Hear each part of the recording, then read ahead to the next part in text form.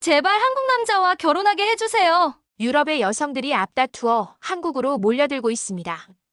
한때 세계에서 가장 평화롭고 풍요로운 나라로 찬양받았던 고향이 이제는 갱단의 폭력과 테러의 소용돌이에 빠져버렸습니다. 하지만 왜 그녀들의 선택은 하나같이 한국일까요? 오늘 사연 바로 시작하겠습니다. 안녕하세요. 저는 소피아라고 합니다. 덴마크 북부의 작은 항구 마을에서 태어나 자랐어요. 아마도 제가 어릴 때는 그곳이 세상에서 가장 평화롭고 아름다운 곳이라고 생각했을 거예요. 아침이면 조용히 들리는 바람소리, 항구로 들어오는 배들의 경적, 그리고 오후마다 빵 냄새를 풍기던 작은 빵집까지. 그 모든 것이 저에겐 마치 동화 속 풍경 같았습니다. 그런데 언제부턴가 그 평화가 조금씩 깨지기 시작했어요. 처음에는 아주 사소한 것들이었죠. 항구 근처에 낯선 사람들이 자주 보이기 시작했고, 밤이면 어딘가에서 들려오는 소란스러운 웃음소리가 귀에 들어왔습니다. 하지만 그때까지만 해도 저는 큰 문제라고 생각하지 않았어요. 항구니까 사람이 좀 더 많아졌겠지 라고 넘겼거든요. 하지만 그런 변화가 우연이 아니었다는 걸 깨닫는 데는 그리 오래 걸리지 않았습니다. 기억에 남는 첫 번째 사건은 마을 광장에서 열린 여름 축제였습니다. 우리 마을에서 가장 큰 행사였어요. 축제가 열리면 모든 마을 사람들이 모여 음식을 나누고 아이들은 놀이기구를 타며 뛰놀았죠. 저도 그날 친구들과 함께 축제를 즐기고 있었어요. 그런데 갑자기 어디선가 고성이 들렸습니다. 몇몇 사람들이 술에 취해 싸움을 시작했더라고요. 처음엔 단순한 말싸움 같았지만 유리병이 깨지는 소리가 들리고 사람들이 뒤엉키면서 상황은 점점 통제 불능으로 치닫았습니다. 그 현장에서 친구들과 함께 빠져나오는 동안 저는 손이 떨리고 심장이 빠르게 뛰는 걸 느꼈어요. 분명히 축제는 마을의 기쁨을 나누기 위한 자리였는데 그날 이후로 마을 사람들은 그 행사를 더는 즐겁게 바라보지 못했습니다. 그리고 몇 달 후 더 큰 일이 벌어졌어요. 마을 사람들의 자랑이자 저희 항구의 상징이었던 등대가 방화로 불타버린 겁니다. 제가 그 소식을 들었을 때 처음엔 믿기지 않았습니다. 설마 누가 우리 등대에 그런 짓을 했을까? 등대는 단순히 항구를 밝히는 건물이 아니었어요. 그곳은 저희가 어릴 때부터 놀던 곳이었고 관광객들이 와서 사진을 찍는 장소였고 무엇보다 저희 마을의 정체성을 상징하는 곳이었거든요. 하지만 그날 밤 등대는 시커먼 연기 속에서 사라졌습니다. 그리고 그 순간 저는 깨달았어요. 이제 이곳은 더 이상 예전의 마을이 아니구나. 사람들은 점점 불안해졌습니다. 그날 이후로 저녁이 되면 거리가 조용해졌어요. 평소엔 아이들이 뛰어놀던 거리도 이제는 적막만이 감돌았고 창문 너머로 새어나오던 웃음소리조차 사라졌습니다. 모두가 문을 걸어 잠그고 가능하면 집 밖으로 나가지 않으려 했죠. 그런 분위기 속에서 사람들 사이에는 이상한 긴장감이 퍼지기 시작했습니다. 평소라면 서로 믿고 의지하던 이웃들이었지만 이제는 서로를 의심하거나 경계하기 시작했어요. 그리고 일부는 그냥 모든 걸 체념한 듯 무기력하게 침묵 속에 갇혀 있었습니다. 그런 상황 속에서 제게 가장 큰 충격을 준 건 가장 친한 친구였던 안나의 결정이었습니다.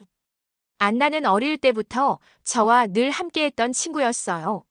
함께 강가에서 놀기도 하고 마을 축제 때마다 같은 팀을 짜서 게임을 하곤 했던 그 친구가 떠난다는 결정을 내렸습니다. 그녀가 그 사실을 제게 털어놨을 때 저는 처음엔 이해할 수 없었습니다. 평생 이 마을에서 자라고 이곳에서의 추억이 많은 그녀였으니까요. 하지만 안나의 표정을 보고 저는 그녀의 결정을 받아들일 수밖에 없었습니다. 그녀의 눈빛엔 슬픔과 불안이 고스란히 서려 있었거든요. 그날 밤 저는 혼자 방에 앉아 창밖을 바라보며 계속 생각했습니다. 나도 떠나야 할까? 언젠가 이 마을이 다시 예전의 모습으로 돌아갈 거라고 기대했지만 점점 그런 희망은 희미해지고 있었습니다. 제 마음속엔 이곳에서 무언가 더 끔찍한 일이 벌어질지도 모른다는 두려움만이 커져갔어요. 그리고 며칠 후 제 불안감을 더욱 증폭시키는 일이 또 벌어졌습니다. 한밤중에 항구 근처에서 갑작스러운 폭발음이 들린 겁니다. 저는 침대에서 벌떡 일어나 창문을 열었어요. 창밖으로는 어둠 속에서 흰 연기가 피어오르는 모습이 보였습니다. 마을 사람들은 아침이 되자 그 폭발이 불법적으로 저장되던 화약이 터진 것 때문이라고 이야기했습니다. 이유가 무엇이든 저는 그 폭발 소리가 단순한 사건 그 이상으로 느껴졌습니다. 그건 마치 이 마을이 이제 더 이상 안전하지 않다는 걸 제게 직접적으로 경고하는 것 같았어요. 그날 이후 저는 다시는 밤에 잠을 푹 잘 수 없었습니다. 조금만 큰 소리가 나도 벌떡 일어나 창문 밖을 확인했고 집 밖으로 나갈 때면 긴장된 상태로 주변을 살피곤 했어요. 이제 여기선 아무것도 안전하지 않아. 제 머릿속엔 그 생각이 떠나질 않았습니다. 그러던 어느 날 밤 저는 무작정 인터넷을 켰습니다. 답답한 마음을 달래기 위해서였어요. 검색창에 안전한 나라, 밤에도 평화로운 곳 같은 단어들을 입력했습니다. 제가 원했던 건 단순히 도피할 수 있는 장소가 아니었어요. 저는 제가 다시 안심하고 살 수 있는 곳, 적어도 밤에 잠들기 전에 문단 속 걱정을 하지 않아도 되는 곳을 찾고 싶었습니다. 몇 시간을 헤매며 검색을 이어가던 중 저는 한 문장을 발견했습니다. 한국은 밤에도 안전하게 거리를 거닐 수 있는 나라입니다. 처음에는 별다른 기대를 하지 않았습니다. 인터넷에서 찾은 정보가 과연 얼마나 신뢰할 수 있을까요? 하지만 그 짧은 문장은 이상하게도 제 마음을 사로잡았습니다. 정말 그런 곳이 있을까? 저는 쉽게 믿을 수 없었지만 동시에 그 문장은 제게 작은 희망의 빛처럼 느껴졌습니다. 그날 밤 이후로 저는 한국에 대해 알아보기 시작했습니다. 처음엔 한국이라는 나라가 낯설었어요. 그저 드라마나 K-팝으로 유명하다는 것 정도만 알고 있었죠. 그런데 제가 알아볼수록 한국이라는 나라는 단순히 대중문화로만 설명할 수 없는 깊은 매력을 가진 곳이라는 걸 알게 되었습니다. 특히 저를 놀라게 했던 건 한국 사람들이 보여주는 일상의 모습이었어요. 인터넷에는 사람들이 늦은 밤에도 공원에서 산책하거나 자전거를 타는 사진들이 많았습니다. 한강공원에서 사람들이 가족들과 돗자리를 펴고 앉아 대화를 나누는 모습은 제가 덴마크에서 한 번도 경험해보지 못한 장면이었어요. 사람들은 밤늦게도 거리를 걷고 길거리에 물건을 놔둬도 도난당하지 않는다는 글을 보면서 저는 점점 더 호기심이 생겼습니다. 특히 한강공원에서 사람들이 밤에 산책하거나 자전거를 타는 사진을 봤을 때는 믿기 어려웠어요. 덴마크에서는 밤이 되면 거리에 사람들이 거의 보이지 않거든요. 오히려 어두운 골목에서 누가 따라오는 소리라도 들리면 무서워서 발걸음을 재촉해야 했으니까요. 거기엔 어둠 속에서의 두려움 대신 따뜻하고 편안한 분위기가 담겨 있었습니다. 저는 그 사진들을 보며 스스로에게 물었습니다. 한국이라면 괜찮지 않을까? 물론 새로운 나라에서 적응해야 한다는 점이 두렵긴 했습니다. 언어도 다르고 문화도 다른 곳에서 내가 잘 살 수 있을까 하는 걱정이 끊이질 않았어요. 하지만 한국에 대해 더 알아볼수록 제 마음은 점점 그곳으로 향했습니다. 마침내 저는 결심했습니다. 떠나자. 여긴 더 이상 내가 머물 곳이 아니야. 제가 사랑했던 마을은 더 이상 예전의 모습이 아니었고 저는 새로운 시작을 해야만 했습니다. 인터넷에서 본 한국이라는 나라는 단순히 낯선 땅이 아니라 제가 다시 평화를 찾을 수 있는 기회처럼 느껴졌어요. 저는 그렇게 제 마음을 굳혔습니다. 이제 남은 건 준비를 하고 떠나는 것뿐이었어요. 그날 저녁 저는 어머니와 이야기를 나누었습니다. 한국으로 가겠다는 결심을 털어놓는 일은 쉽지 않았어요. 어머니의 반응이 어떨지 두렵기도 했지만 마음속에서 점점 커지는 결심을 더 이상 숨길 수는 없었습니다. 한국에 가볼까 생각 중이라고 조심스럽게 말했을 때 어머니는 잠시 동안 말을 잇지 못하셨어요. 그리고 저를 가만히 바라보셨습니다.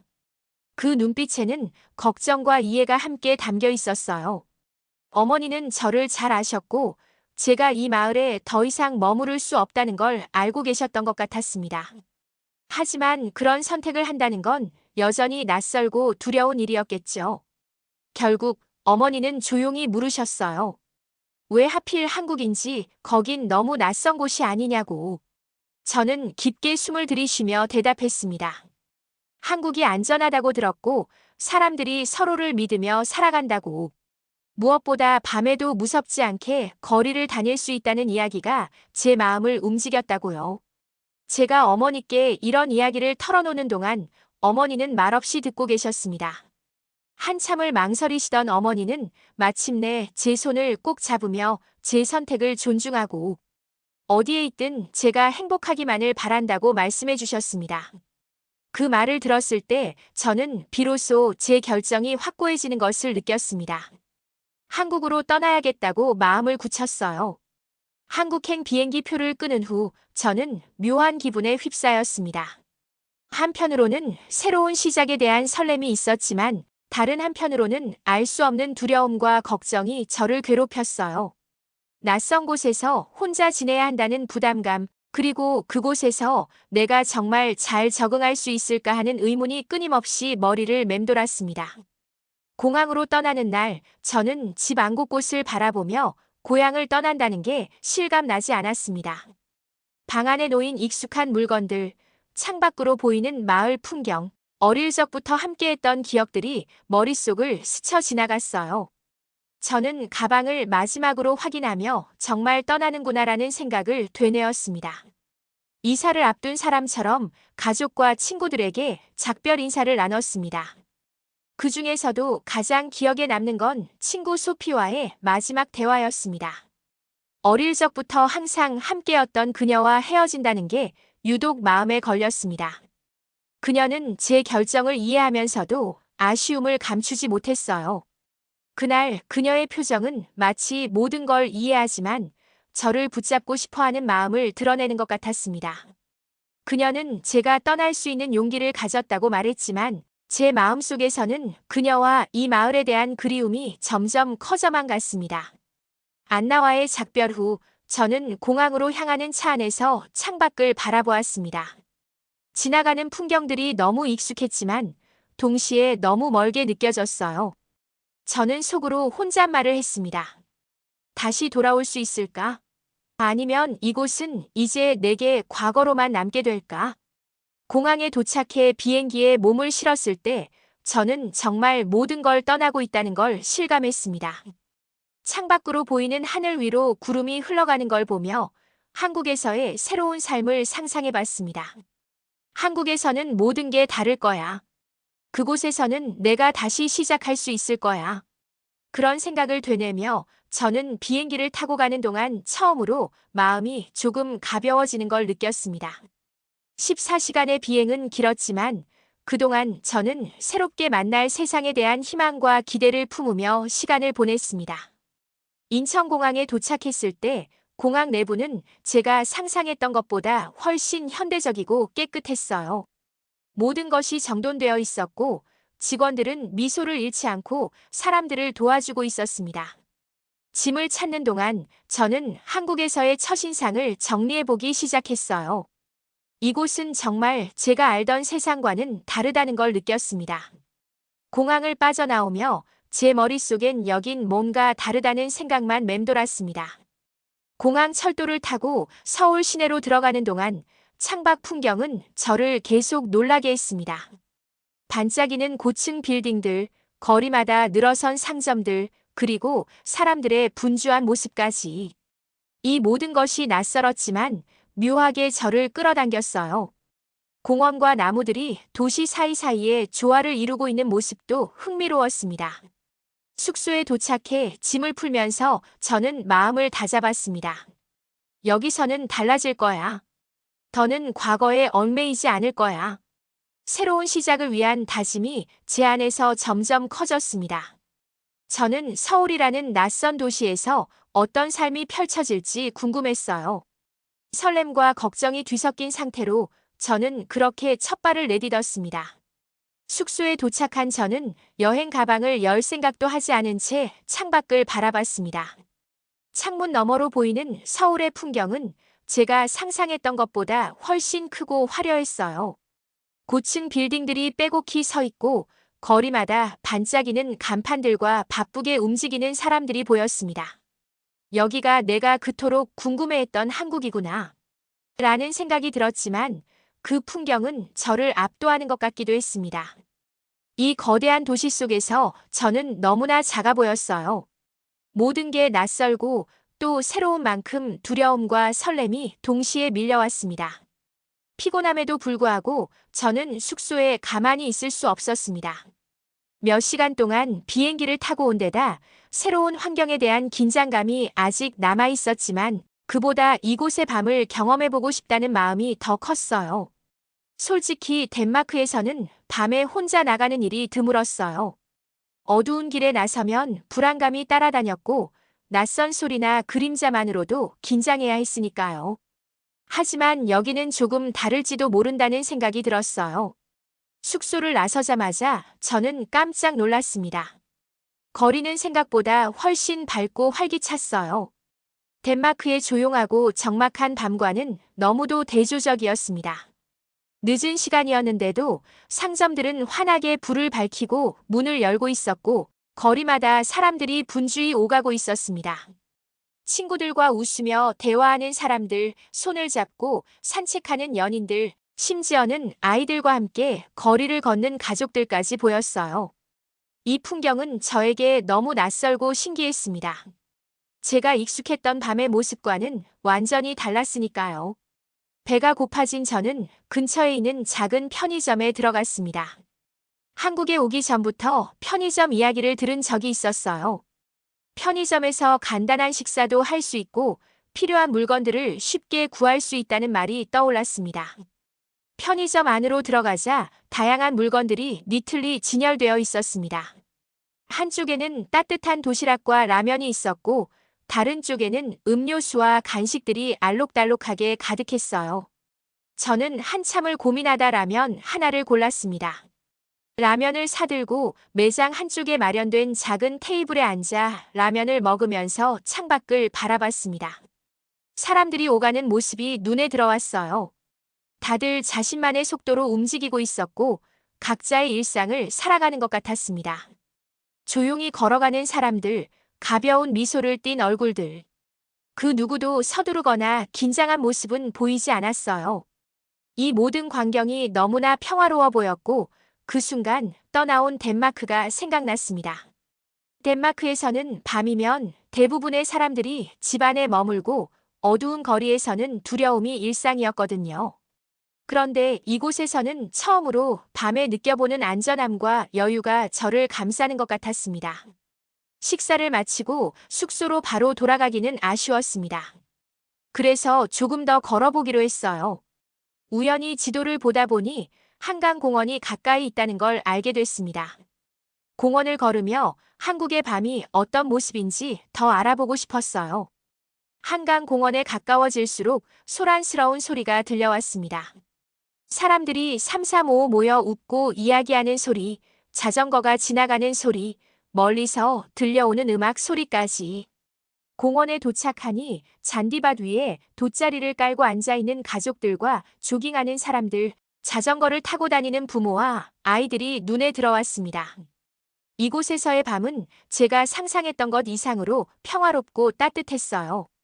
공원을 천천히 걸으면서 저는 가족 단위로 나온 사람들을 지켜봤습니다. 어떤 가족은 돗자리 위에서 도시락을 나눠 먹으며 웃고 있었고 그 모습을 보니 저도 모르게 미소가 지어졌어요. 한국에 온 지 하루밖에 되지 않았는데 이곳은 마치 오랫동안 살아온 곳처럼 편안하게 느껴졌습니다.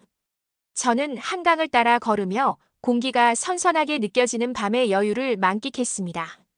덴마크에서는 밤이 되면 공원이 텅 비고 어둠 속에서의 적막함이 두려움을 불러일으켰지만 이곳은 달랐습니다. 여기서는 어둠마저도 따뜻하게 느껴졌어요. 숙소로 돌아가는 길에 한 가지 더 놀라운 경험을 했습니다. 제가 지도를 보며 방향을 찾고 있는데 어떤 아주머니가 다가와 한국어로 말을 걸어왔습니다. 제가 당황하며 어설픈 영어로 길을 잃었다고 설명하자 아주머니는 미소를 지으며 손짓으로 방향을 가르쳐 주셨어요. 숙소가 가까워질 때쯤 아주머니는 마지막으로 제게 사탕 하나를 건네며 조심히 가요. 라는 말을 남겼습니다. 사탕을 손에 들고 숙소로 돌아오는 길, 저는 괜히 눈물이 났습니다. 덴마크에서는 낯선 사람과 이렇게 따뜻한 교류를 하는 일이 드물었어요. 오히려 경계심이 먼저 앞서는 경우가 많았죠. 그런데 이곳 사람들은 마치 오래된 친구처럼 저를 챙겨주는 것 같았습니다. 그날 밤 숙소로 돌아와 침대에 누웠을 때 저는 처음으로 마음이 편안해지는 걸 느꼈습니다. 덴마크에서의 밤은 항상 긴장과 불안 속에서 잠들어야 했는데 이곳에서는 그런 불안감이 없었습니다. 창문을 열어놓고 바람 소리를 들으며 잠들어도 괜찮을 것 같았어요. 여기가 내가 다시 시작할 수 있는 곳일지도 몰라. 그 생각을 하며 저는 깊고 평화로운 잠에 빠졌습니다. 그렇게 저는 서울에서의 첫날 밤을 마무리했습니다. 그날 밤 숙소로 돌아와 침대에 누웠을 때 낮에 있었던 일들이 머릿속을 맴돌았습니다. 한강공원에서 봤던 평화로운 풍경, 편의점에서 느꼈던 친절, 길을 안내해준 아주머니의 따뜻한 미소까지. 하루 동안 겪었던 짧은 순간들이었지만 그 모든 것들이 모여 한국이라는 나라를 더욱 특별하게 느껴지게 했습니다. 낯설고 먼 곳이라는 생각은 점차 희미해지고 이곳이 어쩌면 저에게 새로운 시작을 안겨줄 수 있는 곳일지도 모른다는 기대감이 생겼습니다. 하지만 동시에 과연 내가 이곳에서 잘 적응할 수 있을지에 대한 걱정도 끊이지 않았습니다. 다음 날 아침, 저는 새롭게 다짐한 마음으로 숙소를 나섰습니다. 지도를 보며 숙소 근처를 살펴보다가 작은 도서관이 있다는 것을 발견했어요. 한국 사람들이 어떻게 하루를 보내는지, 어떤 일상을 살아가는지 조금 더 가까이에서 느껴보고 싶다는 생각이 들었어요.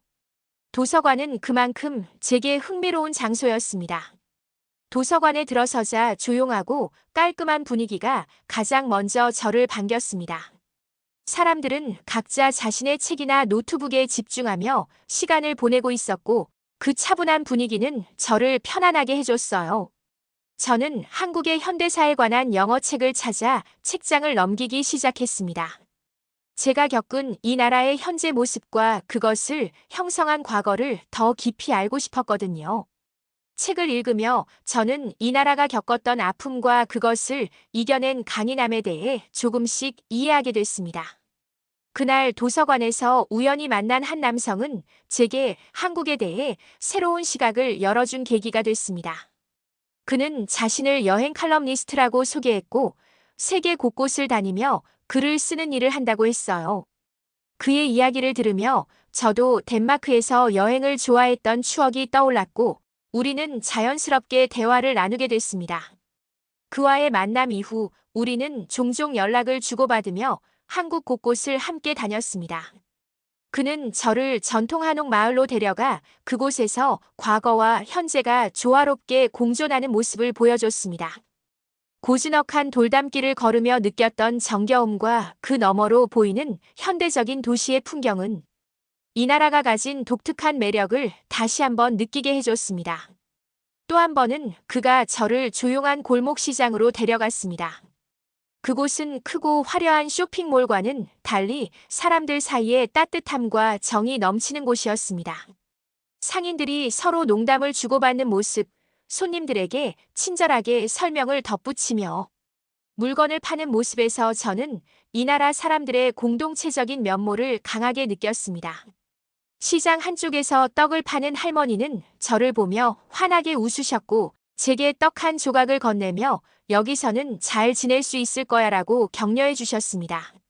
그 순간 저는 이 작은 행위가 얼마나 큰 위로가 될 수 있는지를 깨달았어요. 며칠 후 저는 또 다른 특별한 경험을 했습니다. 지하철을 타고 가던 중 한 남성이 갑자기 쓰러지는 일이 있었습니다. 순간적으로 너무 당황했지만 놀랍게도 주변 사람들이 즉각적으로 반응했습니다. 어떤 사람은 구급차를 부르고 다른 사람은 쓰러진 남자를 눕혀 안정시키며 물을 건넸습니다.